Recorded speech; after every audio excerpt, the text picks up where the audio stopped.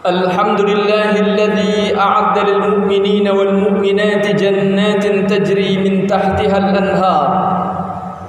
أشهد أن لا إله إلا الله وحده لا شريك له الملك العزيز الغفار القهار. وأشهد أن محمدا عبده ورسوله المصطفى المختار. اللهم صل وسلم وبارك على محمد نور الأنوار وعلى آله الأبرار وأصحابه الأخيار ومن تبعهم بإحسان إلى يوم القرار.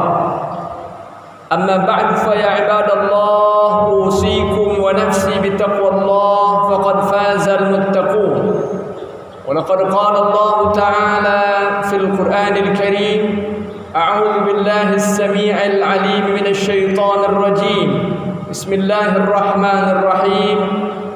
يا أيها الذين آمنوا اتقوا الله حق تقاته ولا تموتن إلا وأنتم مسلمون. Ma'asyiral muslimin al-hadirin rahimakumullah.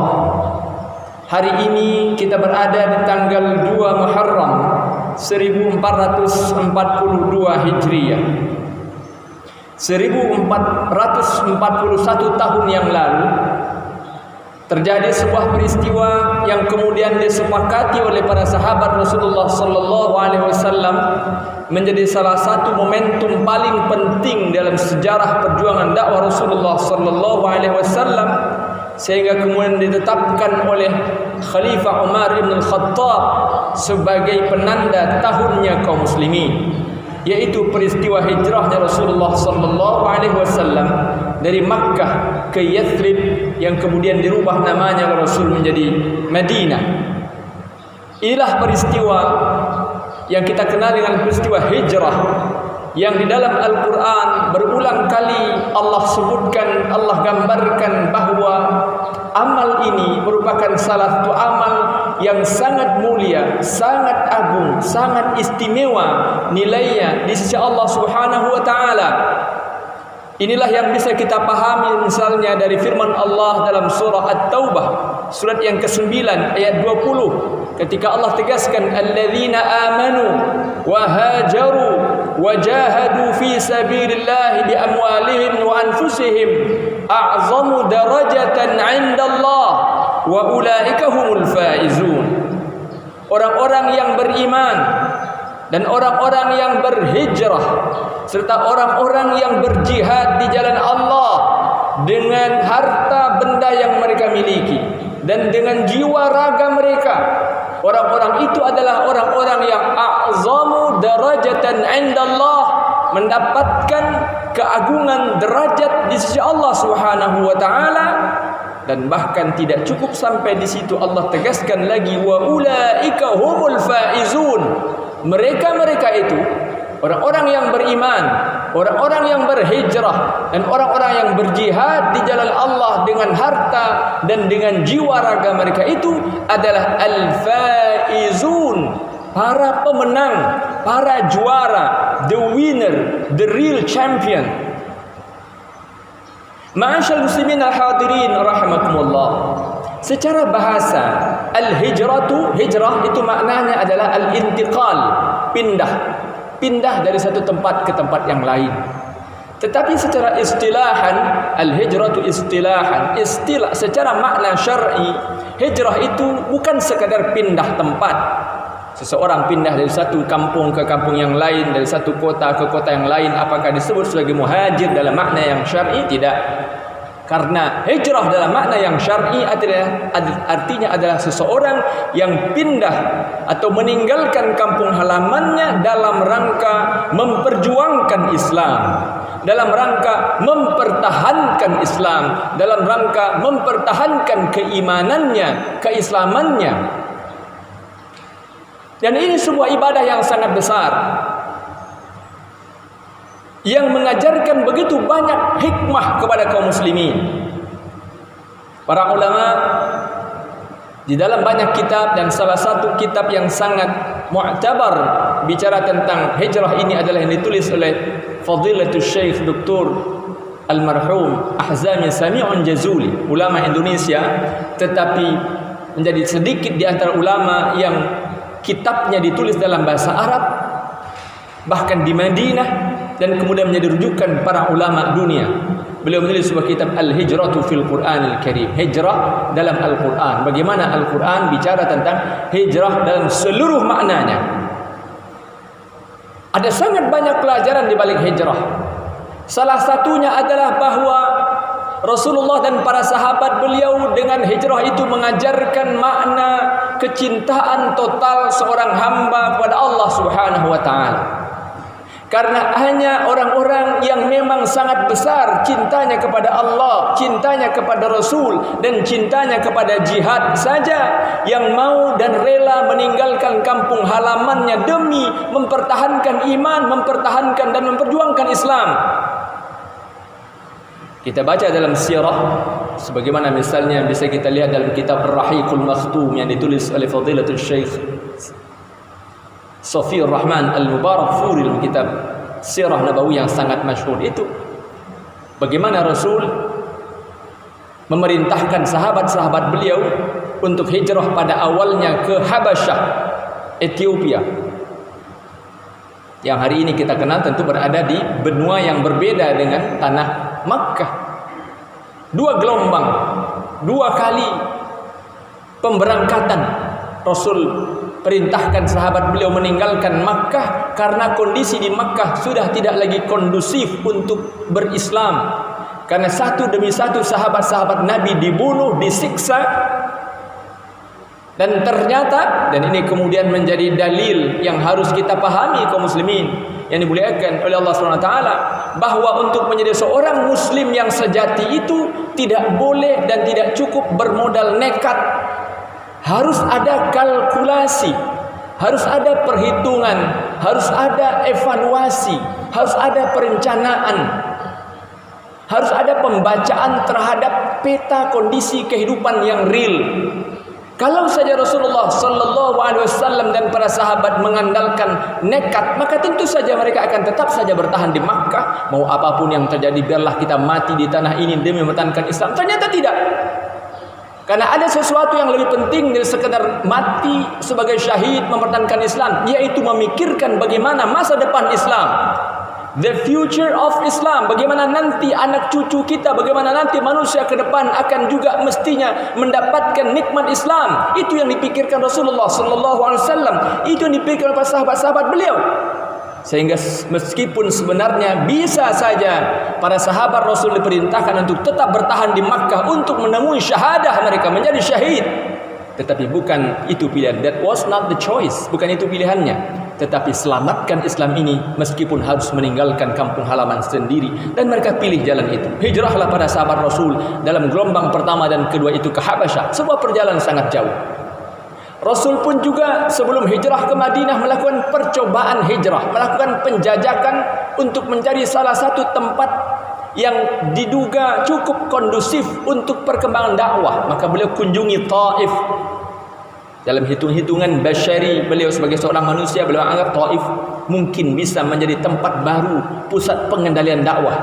Tetapi apa yang terjadi? Ternyata di Taif beliau ditolak oleh pemuka-pemuka Taif, bahkan orang-orang penduduk-penduduk Taif yang jahil mau saja kemudian disuruh oleh pemuka-pemukanya untuk mengejar Rasul, melempari Rasul, bahkan sampai kaki beliau berdarah-darah. Dan kemudian sampailah Rasul dibimbing oleh Allah untuk melakukan sebuah perubahan strategi yang sangat monumental, yaitu hijrah secara total dari Makkah ke Madinah. Itu pun dilakukan Rasulullah Sallallahu Alaihi Wasallam dengan penuh perhitungan. Maka kita baca dalam kitab-kitab sirah bagaimana Rasul memilih, mengatur strategi sedemikian rupa, sangat sempurna dalam batas kemanusiaan beliau. Maka beliau tentukan siapa yang akan mendampingi perjalanan beliau yang penuh resiko itu, dan pilihan jatuh kepada sahabat terbaik beliau, yaitu Abu Bakar As-Siddiq. Beliau pilih pula siapa sahabat yang akan tidur di tempat tidur beliau di malam hari ketika para algojo sudah dipersiapkan oleh orang-orang musyrikin Makkah untuk membunuh beliau, dan pilihan jatuh kepada Ali bin Abi Thalib. Beliau tugaskan pula kepada Abdullah bin Abi Bakar untuk menjadi spion, menjadi intelijen, untuk menjadi telik sandi yang akan mengamati perkembangan di Makkah selama beliau melakukan persembunyian sementara di Gua Thur, yang akan mensuplai informasi tentang apa yang terjadi di Makkah, dan itu dilakukan dengan sempurna oleh anak Abu Bakar, Abdullah bin Abi Bakar. Kemudian ditugaskan pula Asma binti Abi Bakar. Maka ma'asyar muslimin al-hadirin rahmatullah, kita tahu kemudian betapa Abu Bakar dan keluarganya betul-betul menjadi ring satu, lingkaran pertama, orang-orang terbaik yang membela dakwah Rasul dengan sempurna, yang mestinya keluarga-keluarga model ini juga harus hadir sepanjang sejarah umat Islam sampai akhir zaman. Dan kita mestinya berjuang bahwa adalah keluarga-keluarga kita yang bisa mereplikasi itu, yang bisa kembali mencontoh hadirnya keluarga-keluarga pembela dakwah itu, sebagaimana keluarga Abu Bakar As-Siddiq, Asma binti Abi Bakar, yang saat itu sebenarnya berada dalam kondisi hamil besar, ditugaskan untuk mengantarkan logistik makanan untuk Rasul dan Abu Bakar dalam saat persembunyian sementara beliau di Gua Thur. Ada Amir bin Fuhairah, seorang pengembala kambing yang ditugaskan untuk mengaburkan jejak langkah perjalanan Nabi, karena perjalanan waktu itu dilakukan di padang pasir yang karenanya tentu saja bekas perjalanan seorang jadi sangat gampang sekali dilacak. Maka dibutuhkan orang yang akan mengaburkan perjalanan dengan mengembalakan kambing atau domba di padang pasir itu. Ditunaikan tugas itu oleh Amir bin Fuhairah. Ada Abdullah bin Uraiqid, seorang penunjuk jalan yang dipilih oleh Rasul karena profesionalitasnya, karena dia dianggap orang yang paling tahu saat itu tentang jalur dan rute perjalanan dari Makkah ke Madinah. Bukan hanya sekedar jalan biasa, tapi juga jalan alternatif yang dimungkinkan bisa menyelamatkan Rasul dan Abu Bakar dari pengejaran orang-orang musyrikin Makkah dan seterusnya. Demikian sempurna segala planning diatur, segala strategi dimanage oleh Rasulullah SAW dalam sebuah perjalanan hijrah itu, yang mengajarkan kepada kita tentang betapa harusnya orang-orang beriman menyempurnakan ikhtiarnya dalam memperjuangkan Islam. Betapa banyak hari ini ma'asyiral muslimin al-hadirin rahimakumullah, orang-orang yang mengaku mencintai Islam, tetapi kerjanya hanya mengeluh dan mengeluh dari hari ke hari, tanpa memaksimalkan ikhtiarnya, tanpa berjuang, tanpa merapatkan barisan, tanpa mengatur strategi, tanpa mengoptimalkan kontribusinya dan seterusnya. Yang harus kita lakukan adalah merapatkan barisan, merencanakan perjuangan, menguatkan barisan, menguatkan persatuan kaum muslimin, terus menambah ilmu dan seterusnya, dengan seluruh khutuwatud dakwah, dengan seluruh langkah-langkah dakwah yang telah dirumuskan manhajnya oleh para ulama, belajar dari apa yang diwariskan Rasulullah sallallahu alaihi wasallam, yang kemudian kita bisa baca dari Al-Qur'an dan As-Sunnah. Hijrah juga mengajarkan ma'asyiral muslimin al-hadirin rahimakumullah, bagaimana Rasul sadar betul bahwa dinul haq, al-Islam, agama yang benar yang beliau perjuangkan itu harus di-backing oleh kekuasaan. Dan bahkan sesungguhnya bukan sekadar di-backing, tetapi memang harus adalah kekuasaan yang mestinya berada di tangan beliau untuk menyempurnakan proses syiarul Islam, mensyiarkan Islam. Kebenaran itu harus diperjuangkan dengan kekuasaan. Ketika kebenaran diperjuangkan oleh orang-orang lemah, maka kebenaran itu dilecehkan. Ketika kebenaran disampaikan oleh orang-orang yang lemah, maka kebenaran itu dengan mudah dimentahkan oleh orang-orang lain yang memiliki kekuasaan. Rasul paham betul itu. Itulah kenapa beliau kemudian melakukan segala ikhtiar untuk memastikan bahwa al-haq, kebenaran itu berdampingan dengan al-quwwah, as-sultah. Kebenaran harus berdampingan dengan kekuasaan. Kebenaran harus berada di satu tangan dengan pemegang kekuasaan. Dan itu yang terjadi di Madinah. Ketika Rasulullah SAW telah menjadi penguasa mutlak di Madinah, terjadi akselerasi percepatan pertumbuhan kaum muslimin yang luar biasa. Ketika di Makkah, 13 tahun beliau berdakwah di Makkah, yang beliau dapatkan pengikut hanya lebih kurang 100 orang. Demikian penjelasan para ulama. 13 tahun berdakwah, sang da'inya adalah da'i terbaik yang pernah ada di muka bumi, tetapi yang didapatkan hanya 100 orang. Karena beliau dan para sahabat disebut dalam Al-Quran sebagai qalilum mustad'afun, minoritas tertindas, orang-orang sedikit jumlahnya dan lemah posisinya. Tetapi ketika di Madinah, ketika kekuasaan ada di tangan beliau, ketika kekuasaan ada di tangan orang-orang beriman, maka kita bisa lihat misalnya di perang Badar di tahun kedua Hijriah, jumlah pasukan yang beliau bawa 13 orang, atau dalam riwayat yang lain 312 orang. Di perang Uhud tahun ketiga Hijriah, pasukan itu baru saja pasukan, belum yang lain yang tinggal di Madinah dan di tempat lain, ada 1000 orang. Di tahun kelima Hijriah, ketika perang Khandaq atau perang Ahzab, ada 5.000 kaum muslimin mujahid. Di tahun 8 Hijriah, ketika Fathu Makkah, kaum muslimin yang beliau bawa untuk melakukan pembebasan kota Makkah 10.000 orang. Di tahun ke-10 Hijriah, ketika Hajjatul Wada', Haji Wada', yang ikut bersama beliau 114.000 orang. Riwayat lain menyebutkan 140.000 orang. Belum sahabat lain yang tersebar di berbagai kota dan tempat yang lain. Terjadi pertumbuhan kekuatan kaum muslimin yang sangat signifikan ketika kekuasaan ada di tangan orang-orang beriman.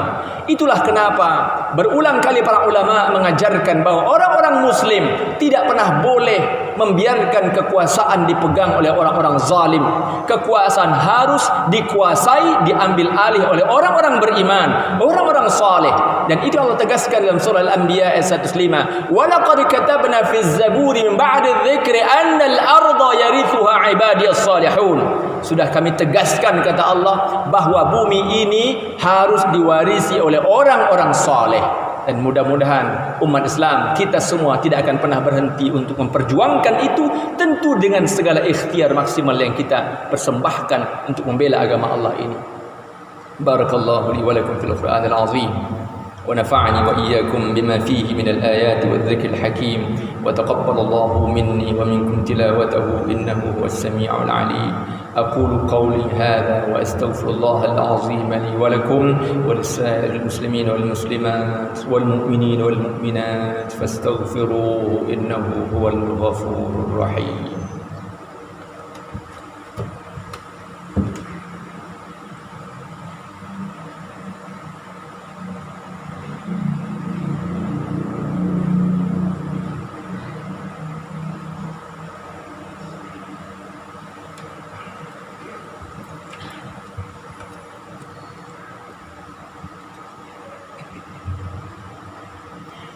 الحمد لله الذي أمرنا بالاتحاد والاعتصام بحبل الله المتين.